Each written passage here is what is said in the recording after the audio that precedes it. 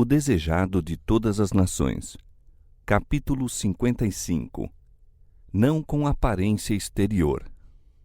Este capítulo se baseia em Lucas capítulo 17, versos 20 a 22. Alguns dos fariseus se chegaram a Jesus perguntando quando havia de vir o reino de Deus. Mais de 3 anos se tinham passado desde que João Batista dera a mensagem que, qual toque de clarim, soara através da terra: é chegado o reino dos céus. Mateus 3, 2. E até então, esses fariseus não tinham visto indicação alguma do estabelecimento do reino. Muitos dos que haviam rejeitado a João e a cada passo se opunham a Jesus, insinuavam que sua missão fracassara. Jesus respondeu: o reino de Deus não vem com aparência exterior. Nem dirão, ei-lo aqui ou ei-lo ali, porque eis que o reino de Deus está dentro de vós. O reino de Deus começa no coração. Não busqueis aqui e ali manifestações de poder terrestre para assinalar-lhe a vinda. Dias virão, disse ele, voltando-se para os discípulos, em que desejareis ver um dos dias do Filho do Homem e não o vereis. Por não ser acompanhada de esplendor mundano, correis o risco de não discernir a glória de minha missão. Não compreendeis quão grande é vosso privilégio atual em ter entre vós, se bem que velado pela humanidade, aquele que é a vida e a luz dos homens. Dias virão em que volvereis atrás o olhar, saudosos das oportunidades que ora fruís de andar e falar com o Filho de Deus. Por causa de seu espírito egoísta e terreno, os próprios discípulos de Jesus não podiam compreender a glória espiritual que lhes buscava revelar. Não foi senão depois da ascensão de Cristo para seu Pai e do derramamento do Espírito Santo sobre os crentes que os discípulos apreciaram plenamente o caráter e a missão do Salvador. Depois de receberem o batismo do Espírito, começaram a compreender haver estado na presença do próprio Senhor da Glória. À medida que as declarações de Cristo lhes eram trazidas à memória, seu espírito abria-se para compreender as profecias e entender os milagres que operara. As maravilhas de sua vida passavam por diante deles e eram como que despertados de um sonho.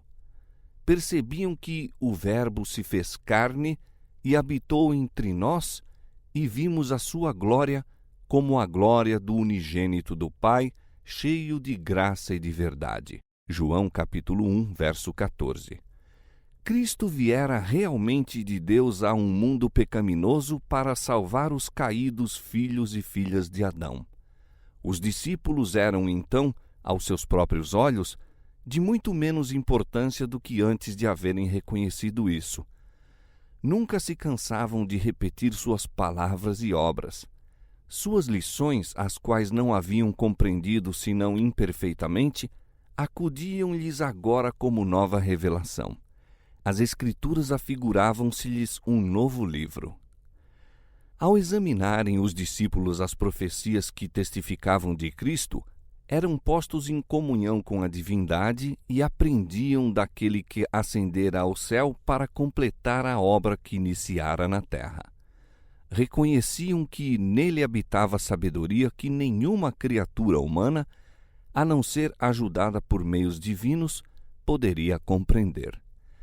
Necessitavam o auxílio daquele que reis, profetas e justos haviam predito, liam e reliam, surpreendidos os proféticos esboços de seu caráter e obra.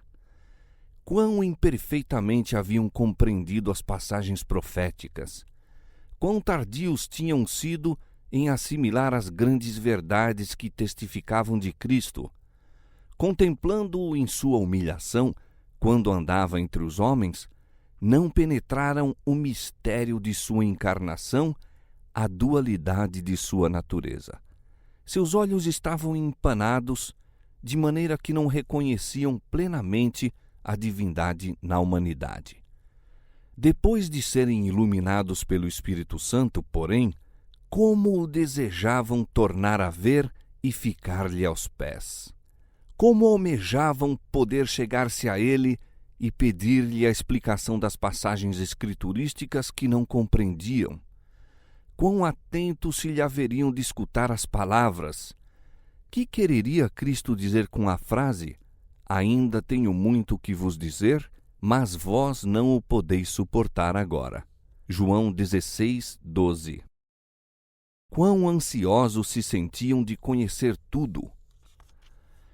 Doía-lhes que sua fé tivesse sido tão fraca, que suas ideias houvessem estado tão distantes do alvo, que houvessem faltado tanto em compreender a realidade.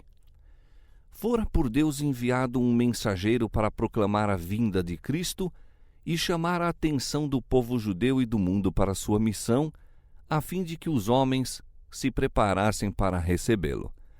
O maravilhoso personagem anunciado por João estivera entre eles por mais de 30 anos e não o tinham, na verdade, conhecido como aquele que era enviado por Deus.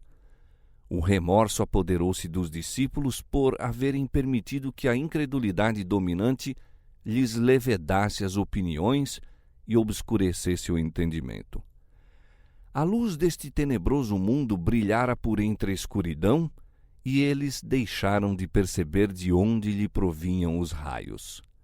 Perguntavam a si mesmos por que havia seguido uma direção que tornara necessário a Cristo reprová-los.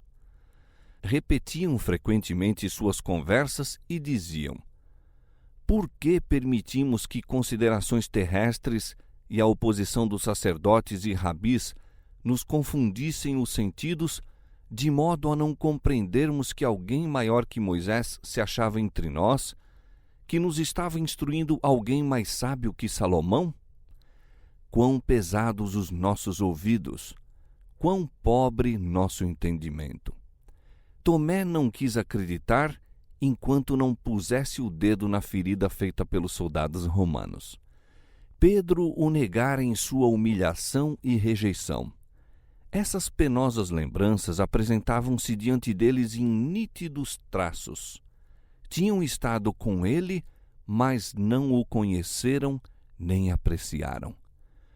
Como, no entanto, tudo isso lhes comovia agora o coração ao reconhecerem a própria incredulidade.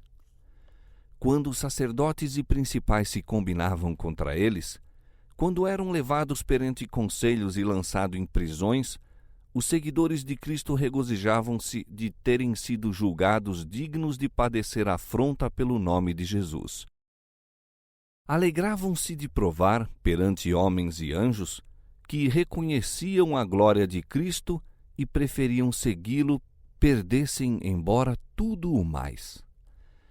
Tão verdadeiro é agora, como nos dias dos apóstolos, que sem a iluminação do Espírito Divino, a humanidade não pode discernir a glória de Cristo.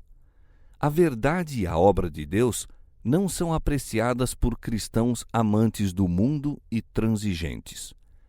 Não por caminhos fáceis, de honras terrenas ou de conformidade com o mundo, encontram-se os seguidores do Mestre. Estão muito além das veredas da labuta, da humilhação e do vitupério, nas primeiras linhas da batalha contra os principados, contra as potestades, contra os príncipes das trevas deste século, contra as hostes espirituais da maldade nos lugares celestiais. E agora, como nos dias de Cristo, são incompreendidos, vituperados e oprimidos pelos sacerdotes e fariseus de seu tempo. O reino de Deus não vem com aparência exterior. O Evangelho da graça de Deus, com seu espírito de abnegação, não se pode nunca harmonizar com o do mundo. Os dois princípios são antagônicos.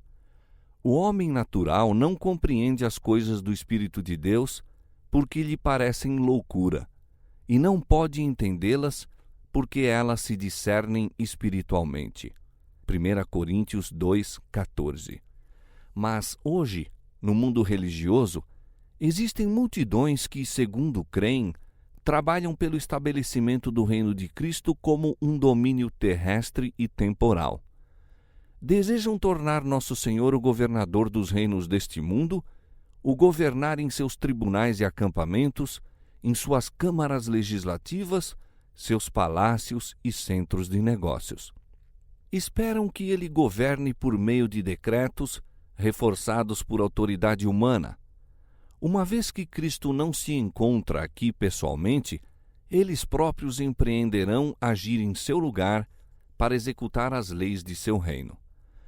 O estabelecimento de tal reino era o que desejavam os judeus ao tempo de Cristo. Teriam recebido Jesus, houvesse ele estado disposto a estabelecer um domínio temporal, impor o que consideravam como sendo leis de Deus e fazê-los os expositores de sua vontade e os instrumentos de sua autoridade. Mas ele disse: o meu reino não é deste mundo. Não quis aceitar o trono terrestre. O governo sob que Jesus viveu era corrupto e opressivo. Clamavam de todo lado os abusos, extorsões, intolerância e abusiva crueldade. Não obstante, o Salvador não tentou nenhuma reforma civil, não atacou nenhum abuso nacional, nem condenou os inimigos da nação. Não interferiu com a autoridade nem com a administração dos que se achavam no poder. Aquele que foi o nosso exemplo conservou-se afastado dos governos terrestres. Não porque fosse indiferente às misérias do homem, mas porque o remédio não residia em medidas meramente humanas e externas. Para ser eficiente, a cura deve atingir o próprio homem individualmente e regenerar o coração. Não pelas decisões dos tribunais e conselhos, nem pelas assembleias legislativas, nem pelo patrocínio dos grandes do mundo há de estabelecer-se o reino de Cristo, mas pela implantação de sua natureza na humanidade, mediante o operar do Espírito Santo. A todos quantos o receberam, deu-lhes o poder de serem feitos filhos de Deus, aos que creem no seu nome, os quais não nasceram do sangue, nem da vontade do varão, mas de Deus.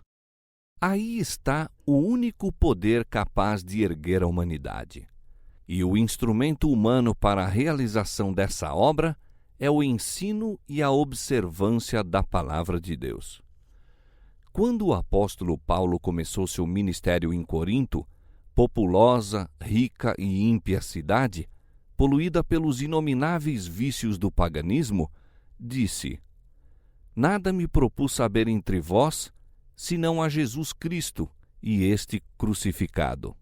1 Coríntios capítulo 2, verso 2. Escrevendo posteriormente a alguns que foram corrompidos pelos mais vis pecados, pôde dizer: mas haveis sido lavados, mas haveis sido santificados, mas haveis sido justificados em nome do Senhor Jesus e pelo Espírito de nosso Deus. Sempre dou graças ao meu Deus por vós, pela graça de Deus que vos foi dada em Jesus Cristo. Hoje, como no tempo de Cristo, a obra do reino de Deus não se acha a cargo dos que reclamam o conhecimento e apoio dos dominadores terrestres e das leis humanas, mas dos que estão declarando ao povo, em seu nome, as verdades espirituais que operarão nos que recebem a experiência de Paulo.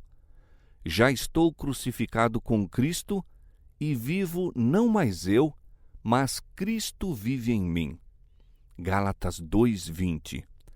Então eles trabalharão como Paulo em benefício dos homens. Disse ele: de sorte que somos embaixadores da parte de Cristo, como se Deus por nós rogasse. Rogamo-vos, pois, da parte de Cristo, que vos reconcilieis com Deus. 2 Coríntios capítulo 5, verso 20.